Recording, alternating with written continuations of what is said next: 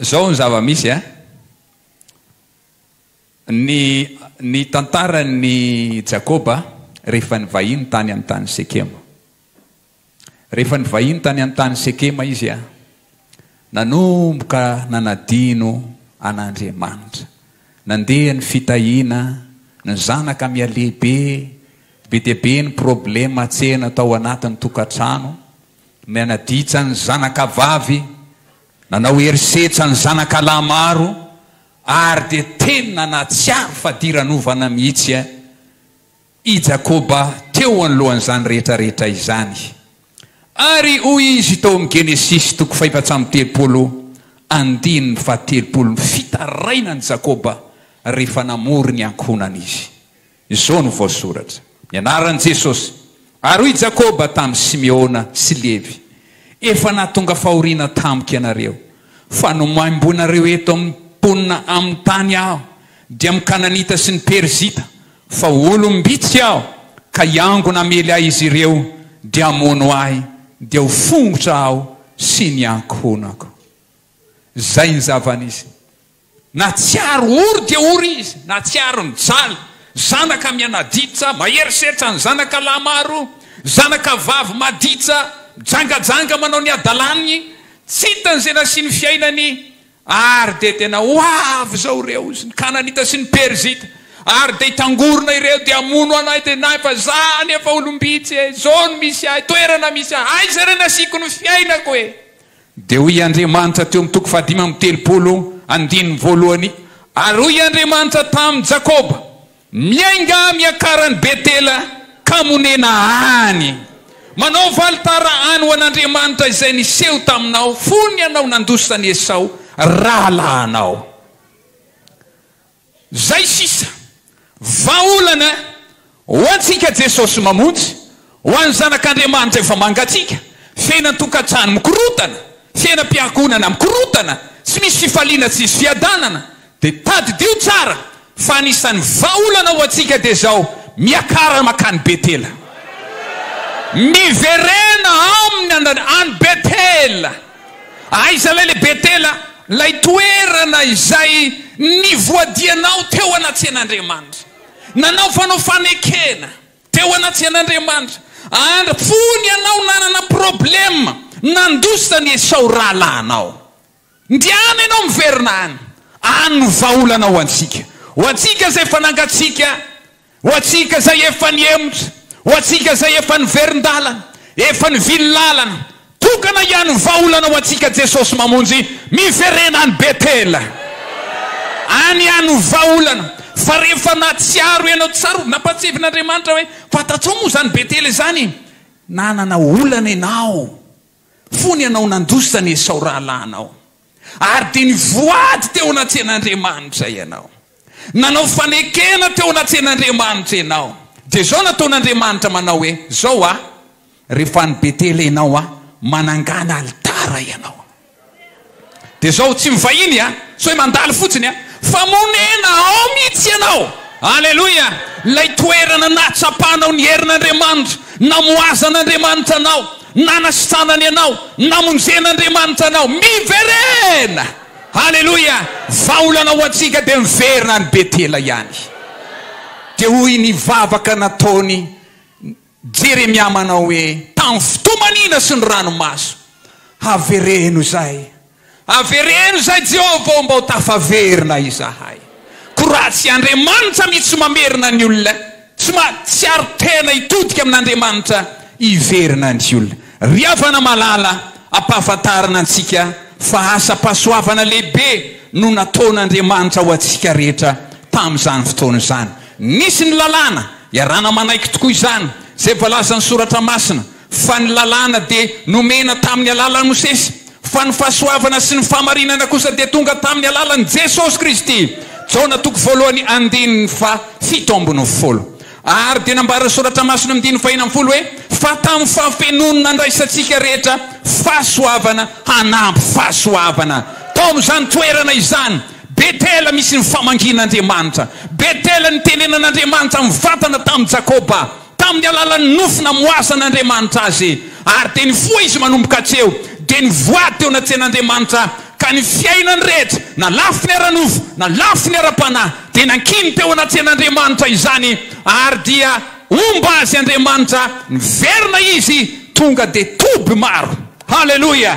Miaraka niankonana be dia be ary dia isorana ny Andriamanitra tapa-kevitra tamin'ny ankonany rehetra. Jereo na niankonany Jakoba efa nanao fitafiana hafahafa daholo, efa nanao fiainana jetilisa rehetra tsisy hamantarana azy. Maro ny zava-misy amin'izao andro zao, be dia be ny kristiana, olom-baovony sy tatsan'ny fankatsiahana sy fiamorana, vokatry zany dia lasa miova daholo tsisy hamantarana azy sony amin'ny jetilisa na ny fitafy na ny fiainany rehetrarehetra, tsisy alalana azy. Ary noho izany ao anatin'izany toerana misy azy zany, ry havanao foazina ny saitsika sy ny fanahintsika andao re ho any Betela.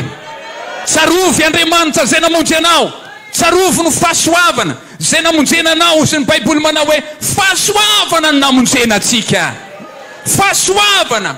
Ary tamin'ny fahafenonana ndraisantsika rehetra fahasoavana, hanamy fahasoavana. Mba fantatsao moa zany fahasoavana izany, zany fahasoavana izany mitondra famonjena ho atsika.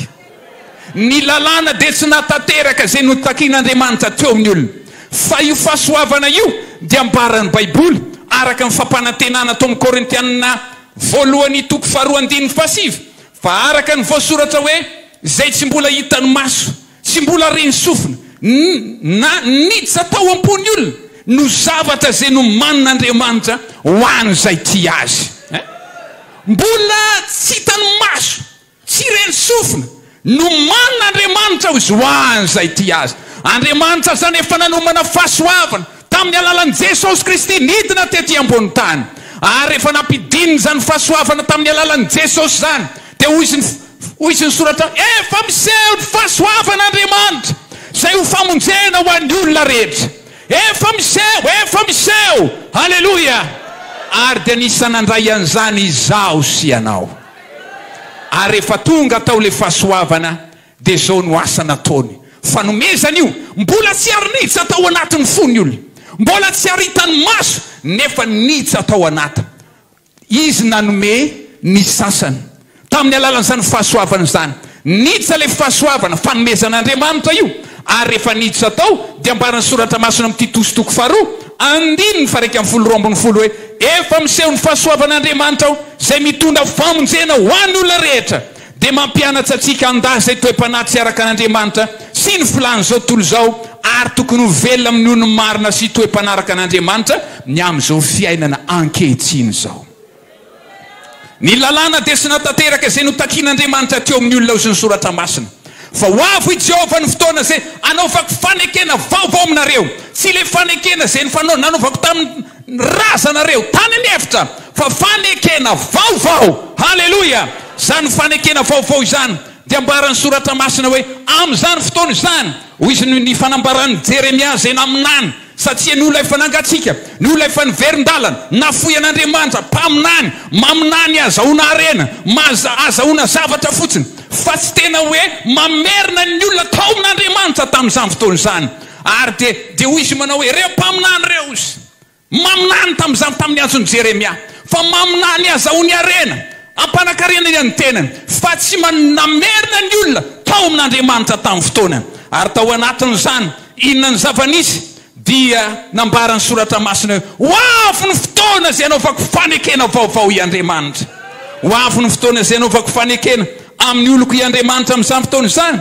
Dia hoy nambaran'ny soratra masina any amin'ny bokin'ny Jeremia 2:3-7 fa izao ny fanekena ataoko amin'ny taranak'Israely rehefa afaka izany ian'izany hoy Jehovah, dia ataoko ao anatin'ny lalako sady ho soratako ao am-pony, ary zaho Andriamanina ary izy oloko, ary samy tsy ampianatra ny namany na ny rahalany, avy intsony izy hoe mahalalany Jehovah, fa samy alala avokoa izy rehetra, hatsaminy kely indrindra ka hatsaminy lehibe indrindra hoy Jehovah, fa avelako ny elony ary tsy ho tsarovako intsony fahotany. Halleluja. Tao anatin'izany rehefa nahita ny zava-misy Andriamanitra, ho avy ny fotoana nanovako fanekena vaovao tamin'ny alalan'io Jesosy io, nanaovany zany fanekena tamin'ny alalan'ny nandatsany rano, nanaovany sorona ny tenany teo ambony azy fijaliana. Zany fanekena izany tena mbarany soratra masina manao hoe amin'izany fotoana izany rehefa afaka izany an'izany hoe Jehova dia ataoko ao anatiny lalako tsy ety ivelana anatin'ny boky intsony fa ho soratako ataoko ao anatin'ny fony ao. Halleluja. Ilay zavatra zay mbola tsy hitan'ny maso reny sofina nitsy atao anaty nampidirin'Andriamanitra any anaty. Halleluja.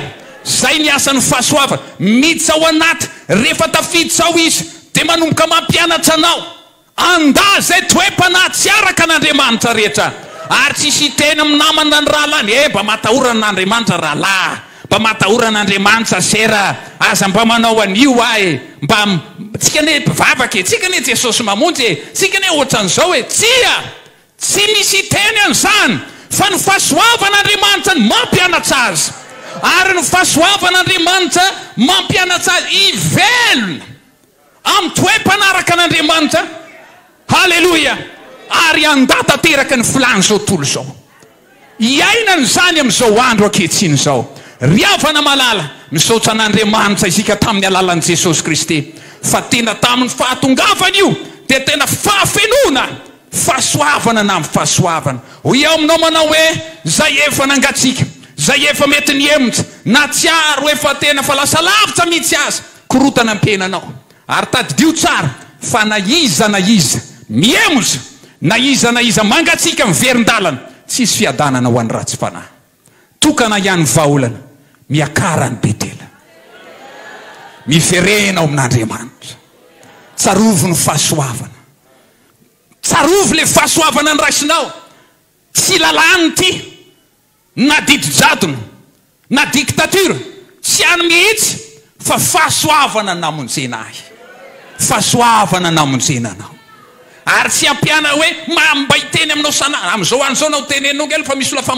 miamafy mifony olona lasa mivadika tonga dia ady fifandirana raha vao miteny hoe raha laza mba manao an'io seram-baza manao an'io fa za naninona anao angazo maka dia lasa ady lasa fifandirana satria miamafy ny fony na niteny ary Jeremia tamin'izany fotoana izany zaho lalana masaka hatramin'ela zaho hoe fataro tsara janona ianareo dia zaho tsara zany dia jereo zay lala makany amin'ny tsara dia ino izory dia hita fitsarana ho an'ny fanahinareo ianareo misy mafo na maly mihitsy tamin'izany fotoana izany manao hoe zay tsy izotra amin'izany zay ka didididinao amin'izany zay koa ny mba manana fahatsapana ilaina nge le fivoarany io matery sainanareo hoe riavana malala mety misy ny famafisa-po fa samby ho tsarain'Andriamanitra ny aoriana fa ny amiko tsy nanenenako nandraisako ny fahasoavana. Hoy aho amintsika fiangonana rehetra zay mandre izao fanambarana ny tenin'Andriamanitra izao miakara ny betela Andriamanitra tao ny voadianao tamin'Andriamanitra tao namonjeny anao tao nanasitranany anao misaotra an' Jesosy sika zay nanaiky nanao ny fanekena vaovao nandatsaka ny ranito amin'ny azy fijaliana hitondra famonjena fanavotana fanafana lehibe tahaka zay nitoriany ray aman-dreny teo manao hoe tandindony lay rany le zanak'onjy tona fanafana ho an'ny zanak'Israely dia toy izany ihany koa lay Jesosy Kristy zanak'Andriamanitra fanekena vaovao tateraka soamantsara resy taty aoriana nandray an'izany zaho sy anao zavatra mbola tsy reny hita tsy hitany masonao tsy reny sofinao no nampidirin'Andriamanitra ho am-ponao zoran'Andriamanitra ianao ary dia lasa natsapa famonjena ianao tany mafy zay anananao hatramin'ny farany zany aza takalinao zavatra hafahafa izany mampalahelo ange mahita ny kristianina aty aoriana manao hoe tonga ity ianao mandeha makany ianao fa tsy tena ozona mihitsy mahay zao dia mandeha mahita publicité maro samihafa ianao any sy ny fanapahana ozona andeha makany misy angamba mba ho tapahana zao ozona zao ozona ino koa ianao fa nivonjeny tompo ianao mbola metsana tanatapahana ozona dia mbola laza andao tena misy ozona mihitsy amin'ny fiainana iato nytokantranona iato korotandava problème lava tsy fisina tsy andany maro samihafa miakara ny Betela vaolana ho antsika rehetra izany tadidio lay tsarovo lay aty lavaka nakananao vato lampy nakananao tsarovo zany dia miverena amin'Andriamanitra avozy ndray toy ny fahiny andronay avozy toy ny fahiny andronay Andriamanitra mba hiverenana indray amin'ilay fitiavana voalohany mba samiezaka atsika rehetra na ny mpanompon'Andriamanitra rehetra na isika mpino rehetra rehefa samiezaka hiakatra ho an'ny Betela isika dia ho aritsika sy ho aintsatsika daholo zay zavatra tsy araka an'Andriamanitra ho azonitsika tsy amin'ny farany fotom-pampianarana nomena atsika tano mafy zay anananao tazomo mafy zay anananao terizo ny tenanao lay zavatra zay nomenanao nampianarina anao nampinoana anao zay nampahendry anao terizo zany ao amin'ny fanamasina tazomo mafy zany dia ho hitanao fa izao hiady ianao fa andresy foana ianao ary tsisy fahavalo ajany eo anoloanao raha mbola miazona isika Jesosy mamonjy lay fanekena tsanam-piandohana mino sy matoky aho fa izao voaka mpandresy foana Jesosy mamonjy hatramin'ny farany mahereza raha lasa anabavy tazomo le fahasoavana andao hiverina ny Betela isika zay ny vahaolany tsarovy ny fanolorantenanao ny fiainam-bavakao tsarovy ange ny fitarainanao ny ranomasinao nalatsakao jereo ange zany fanolorantenanao rehetra nafoizanao fianaranao nafoinao ny fianaranao nafoinao ny zavatra rehetra tany amin'izao tontolo zao lasa ianao nanaraka an' Jesosy ndiana miverina ny Betela ngataka atsika amin'Andriamanitra tompo avereno aho ataotsika indray le hira anamafisa atsika azy eo anatsian'Andriamanitra amin'ny alalan'ny vavaka manainga atsika rehetra hivavaka ataotsika le hira teo hoe avereno ny lohataona tsangana isika hanao an'izany hira fiderana zany dia mbola hivavaka atsika ho an'ny fanahintsika rehetra amin'izao fotoana izao taovy amin'ny fonao rehetra ho anao zay any ivelany any atokotany dia aoka hifantoka tanteraka fa hivavaka isika angataka amin'Andriamanitra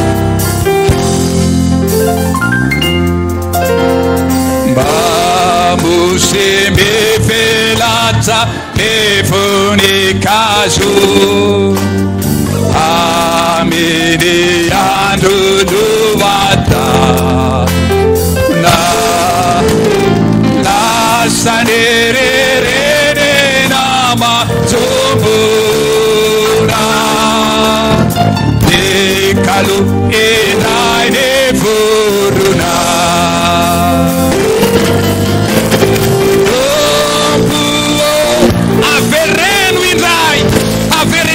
Atopukon luatona Atopukon edua tauna Arutsai ny fanano masina Arutsai ny fanano masina Anatsara sy avelay Sina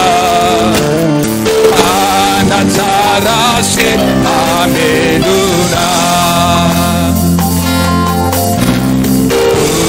Utune rano mekorena anie Efezutra nepeaina Ahanambara laitataraera Ezaneseu au Calvare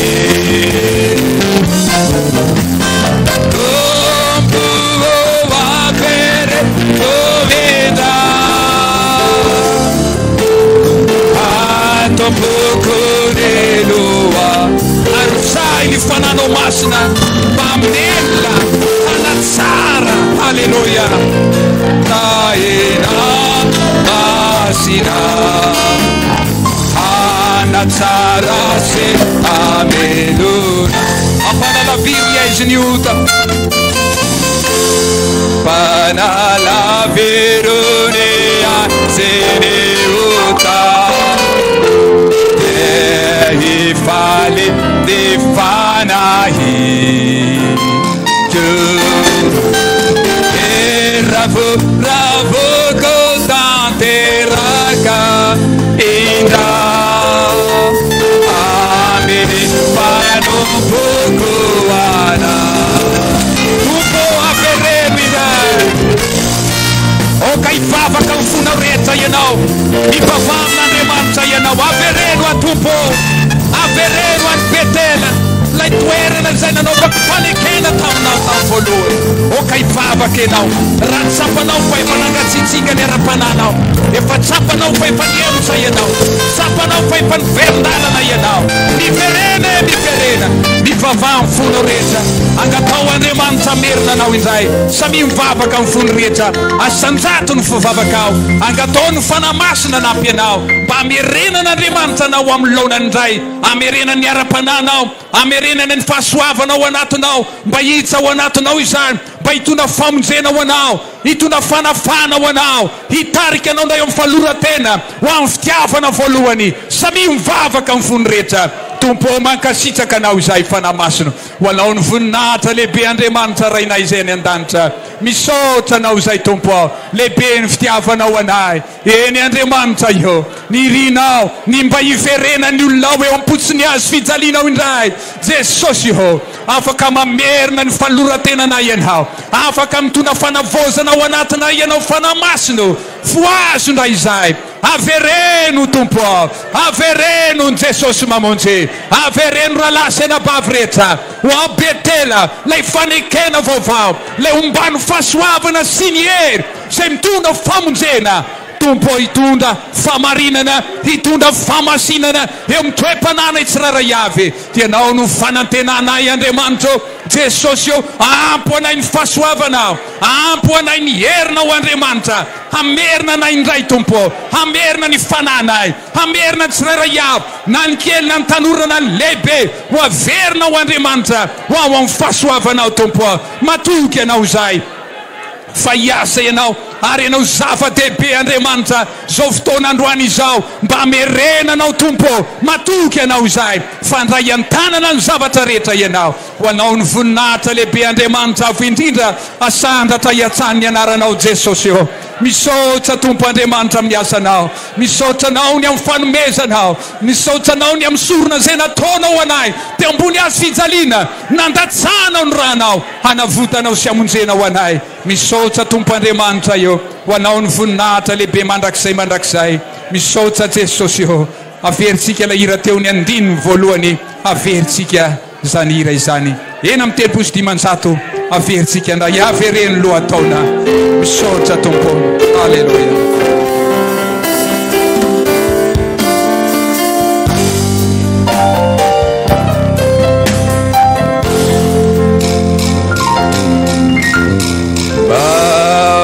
Semeve la telefonikas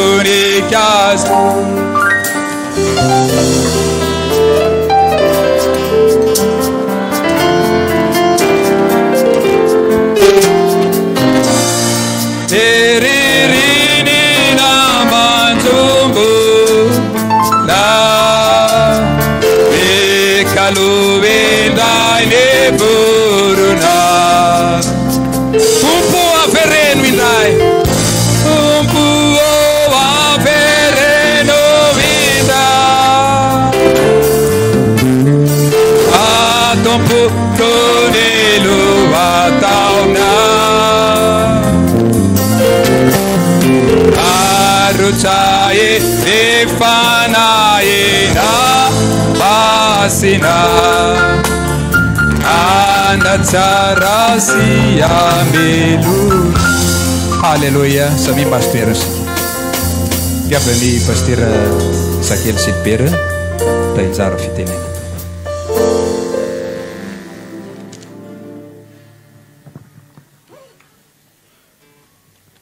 Halleluja Dia miarabantsika amin'ny anaran'i Jesosy ny tenako amin'ity androany ity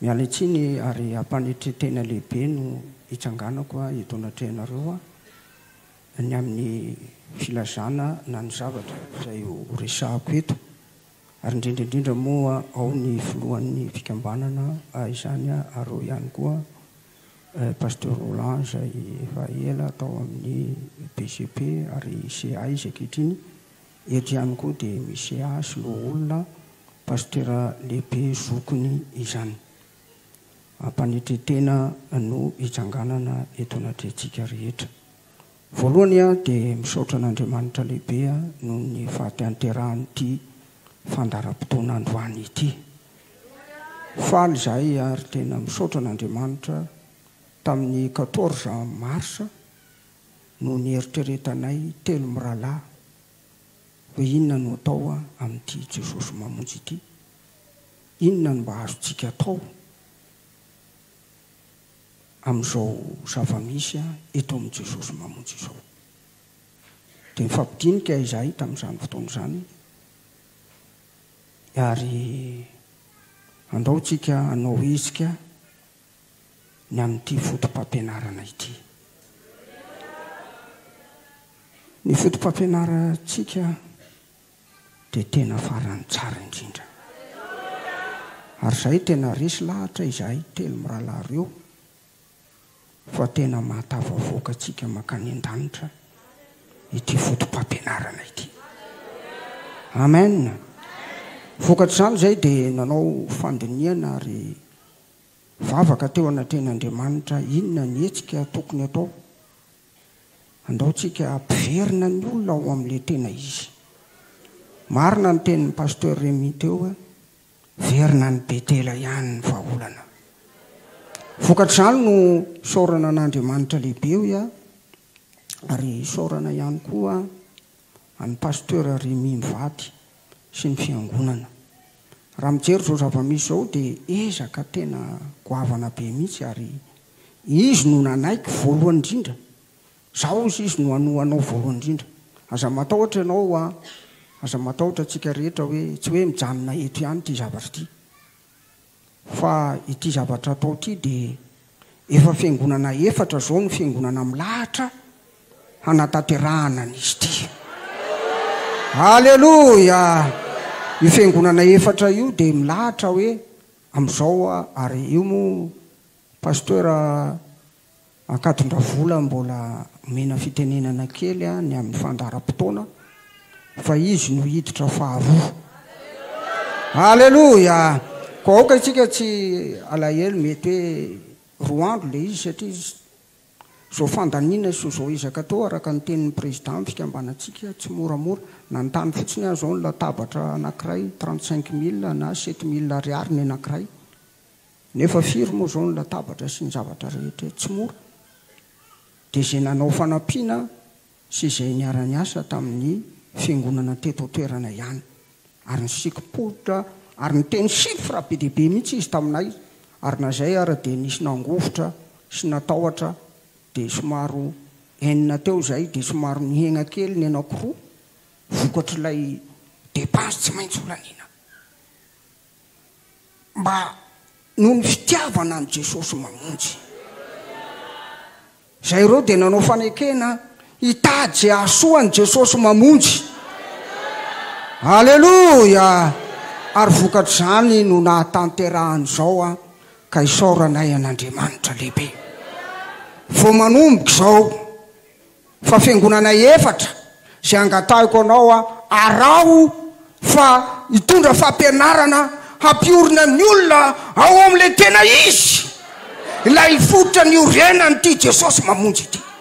Izahay ireo dia tsy mitady voninahitra, izay tsy mitady laza na hoe fampisehosehoana na démonstration fampisehoana izany tsia fa ilay Jesosy mamonjy tafalatsaka lalina ao anatin'ny fonay.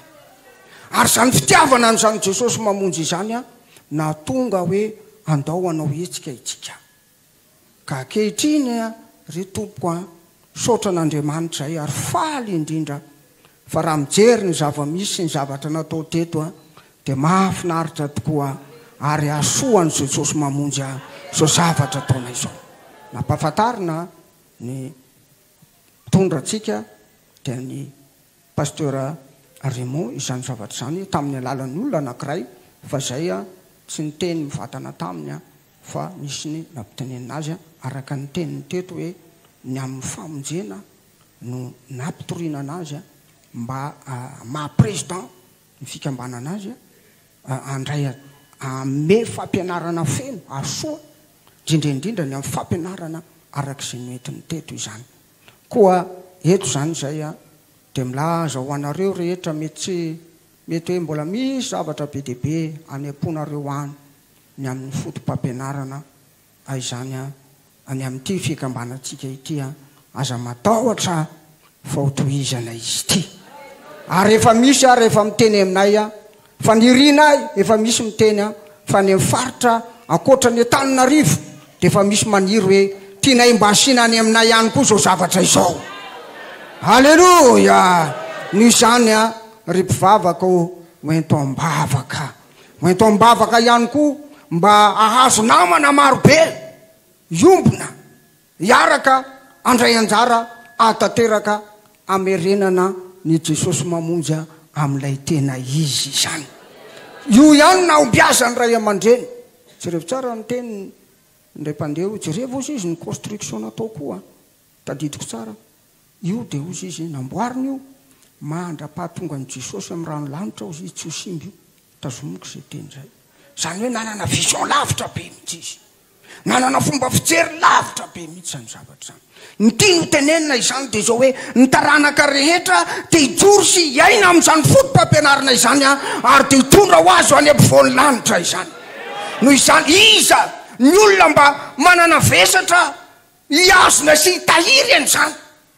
Iza ny olona manana vesatra mba hitazona an'izany, mba hiazona an'izany handovan'izany mba hampianarina ny tantaraka ty aoriana, mba hampianarina hitaizana ny taranaka ty aoriana, mba nampiazana ny taranaka ty aoriana. Zay mety misy ny olona tsy nahita ny rahalahy Daoda, mety misy ny olona tsy nahita ny sera Daoda akory. Ahoana ny fomba atao ary zay no natonga anay tena niasa saina ary nandinika fivoriana impiry monina ataonay mialohan'ny atateraka n'izao zavatra izao. Foana izay tiako lazaina aminao hoe tsara ity fiangonantsika ity, toera tsara atao amin'ity fiangonana ity.